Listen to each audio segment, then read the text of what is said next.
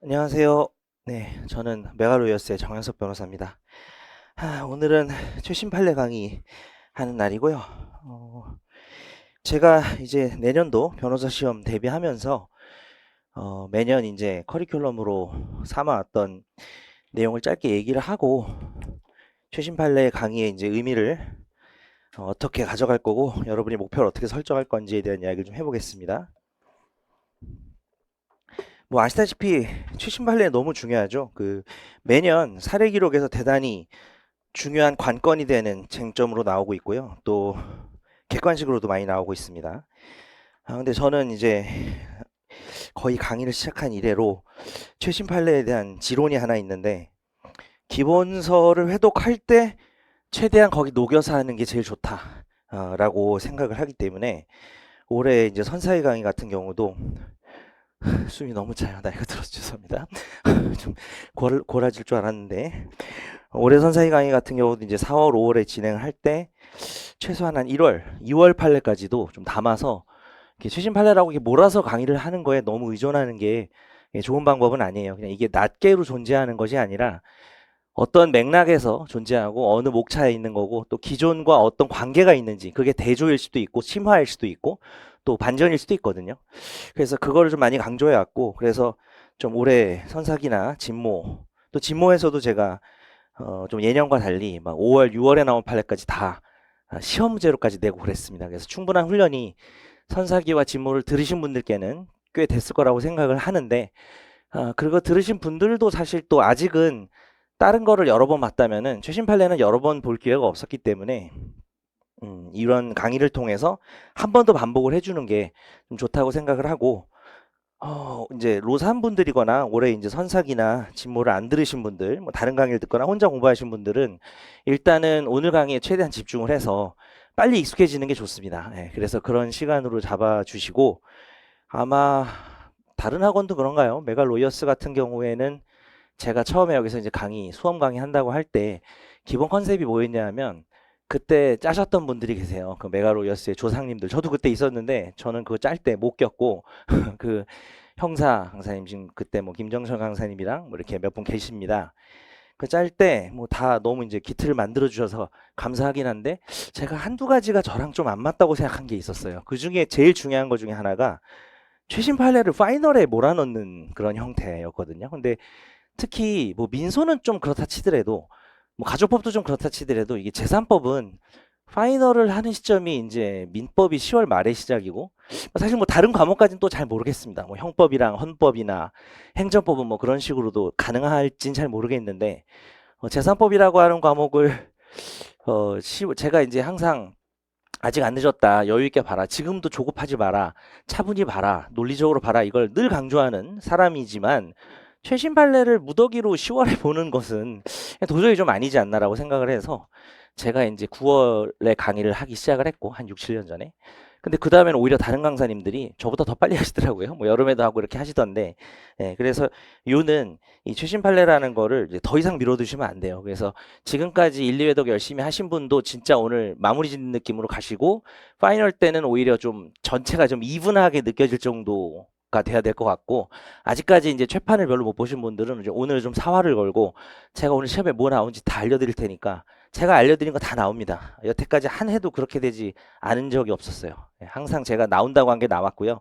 뭐가 나왔는지도 알려드릴 거고 뭐가 나올지도 알려드릴 거기 때문에 3회 강의인데 평소 저의 3회 강의보다는 조금 짧죠. 좀 짧습니다. 그래서 오전 강의가 좀 짧은데 내일 저녁 강의가 좀 길고 뭐 그런 식으로 잡혀 있어요. 자, 그래서 뭐 책 순서대로 채권법부터 진행을 할 예정이고 제가 이제 강의를 하면서 별표가 여기 다 돼 있긴 한데 객관신용이다, 뭐 사례용이다, 기록 예상이다 그거 다 적어 놓으세요. 그대로 나옵니다. 진짜예요. 뻥 아닙니다. 그게 제가 무슨 뭐 신기가 있어 찍는 게 아니라 사례 너무 예를 들면 너무 기록에 나왔어야 되는 게 작년에 사례도 나올 수 있다. 근데 기록이 더 강의수는 높다. 근데 만약에 이게 사례 나왔다. 그러면 이제 작년이면 사실 좀 그렇긴 한데 그게 한 3년 됐다. 그러면은 이제 기록형 대비할 때가 된 거거든요. 그래서 그게 되게 과학적인 거예요. 제가 뭐 대단한 무슨 신기로 찍는 게 아니라 통계학적으로 너무나 명확한 경우입니다. 물론 거기에는 제가 판례에 대한 중요성 판단은 뭐 저의 민법 관점이긴 하겠지만 그래서 그 얘기를 좀 드리고 싶었고 올해 좀 다른 점이 있다면 원래 작년에 2021년 선고 판례를 나눠드리진 않았는데 2022년이 진짜 중요한 판례가 좀 많아서 올해는 좀 독특하게 2022년 판례 중에서 정말 별 2개 이상이라고 할 수 있는 것들만 모아서 한 14페이지 정도를 나눠드렸으니까 이것도 좀 진도에 맞춰가면서 제가 보도록 하겠습니다. 자, 그러면 이제 강의를 시작을 해볼게요. 뭐, 교재 이름은 2.5개년인데 강의 이름은 사실 1.5개년이죠. 그래서 기본적으로는 24년 판례랑 25년 상반기, 특히 커리큘럼 따라오신 분들도 보완해야 되는 판례가 있잖아요. 추가할 판례. 정말 적은데, 정말 적은데 그 보완할 판례들이 여기 또 V 표시가 돼 있지만 그걸 좀 더 저는 강조하겠죠. 그리고 24년 판례 중에 중요한 거는 열심히 강의를 하고 23년 판례, 이 교재에 실려있는 23년 판례 중에서는 중요한 것만 얘기를 하겠습니다. 나머지는 넘어갈 테니까 여러분이 좀 선택을 통해서 제가 언급 안 한 거를 볼지는 여러분 판단에 좀 맡기고 싶고요. 차라리 그 시간에 22년도에서 매우 유력한 판례. 그래서 뭐 약간 뭐 과장하면 오늘 3.5개는 하는 거예요. 3.5개는 하는 건데 연도에 따라서 좀 중요도, 빈도 차이는 좀 두도록 하겠다는 말씀을 드립니다. 자, 그러면은 3페이지 펴서 교재부터 진행을 좀 해보겠습니다.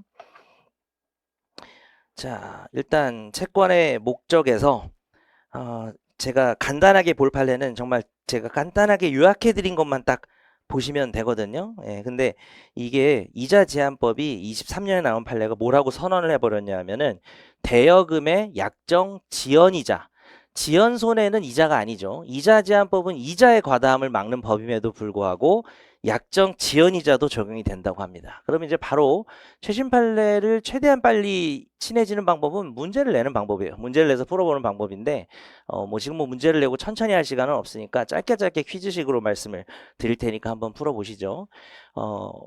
대여를 하면서 연 이율을 25%, 그 다음에 약정 지연 손해를 연 30%를 하면은 어떻게 될까요? 네, 뭐 너무 쉽죠. 둘 다 연 20%가 되는 거예요. 현행법에 의하면은 뭐 그렇게 되는 겁니다. 과거에는 이제 그 약정 지연 손해는 손해배상 예정으로 들어가기 때문에 이자 제한법 적용이 없다는 실무 견해가 더 많았고요. 그 견해에 따르면은 그냥 법원이 감액을 할 수 있다 정도였지만은 이제는 다 이렇게 연 20%로 적용이 된다라는 거 기억을 하셔야 되겠습니다. 자, 그 다음에 2번은 그냥 이제 별표는 없죠. 그냥 이 말만 한번 듣고 오히려 이런 판례를 막 읽고 하는 것보다는 제 말을 듣고 이해가 되시거나 OX 판단이 되면 넘어가면 되거든요. 이자 제한법이 적용되려면은 대여 계약이어야 되겠죠. 투자 계약은 어떨 것 같아요? 투자 계약은 뭐 이렇게 리스크가 있는 거기 때문에 이자 제한법 적용이 없습니다. 그래서 이게 투자인지 대여인지 구별을 좀 해야 될 것 같은데 여러 가지 계약 해석 문제지만 어떨까요? 밑에서 한 셋째 줄쯤 보시면 원금 전액의 반환과 아울러 추가로 여러 가지 일정한 금전 지급을 약정한 경우에는 이자 제한법 적용 가능성 높음, 뭐 이런 게 높음 이런 거 나오면은 시각적으로 옆에다가 색깔 있는 걸로 이렇게 이자 제한법 적용 가능성이 커진다는 거죠. 키워드는 뭐냐면은 원금 전액의 반환이란 말이에요. 이게 원금 보장되는 거잖아요. 투자는 원금 보장이 안 되는 거죠. 그냥 그렇게 외우시면 돼요. 개개는 충분히 나올 수 있는데 이렇게 치고 넘어가는 거예요. 이런 거는. 좀 궁금하면 옆에 읽어봐도 되는데 웬만하면 대충 읽고 넘어가시는 게 좋을 것 같고요. 자, 그 다음에 3번 판례로 넘어갑니다. 자, 요거는 객관식에서는 거의 나온다고 봐야 될 것 같아요. 자, 이제 또 인류해독을 또 하셨은 분들이 많은데다가 난 올해 채판 하나도 안 하고 변호사님 강의 1, 2독 하나도 안 들었어 이런 분이 계셔도 일단은 저는 퀴즈로 먼저 던지겠습니다. 그건 이제 그동안 공부하신 분들은 잘 기억하고 이제 체크하면 되는 거고 공부 안 하신 분들은 이제 이게 OX 판단이 내가 되는지 생각해 보시면은 이제 이 판례가 본인에게 중요한지가 어떤 메타인지라는 관점에서 나오겠죠, 그죠? 숙박 계약 내가 체크인해서 체크아웃 할 동안 객실에 불이 나서 그러면 객실이 불탔으니까 숙박업자가 손해가 생겼겠죠. 자, 이거에 대해서 원칙적으로 투숙객에게 채무불이행 책임을 물을 수 있다 없다. 물을 수 없다라고 하셔야 돼요.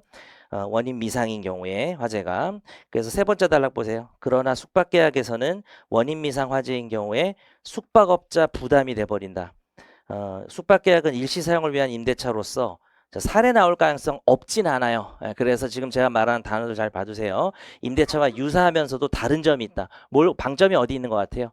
일시사용 임대차 답안지에 써야 되고 그 다음에 유사성이 있지만은 다른 점이 있다라는 걸 강조해야 되겠죠. 왜냐하면 임대차 계약이랑 결론이 반대잖아요.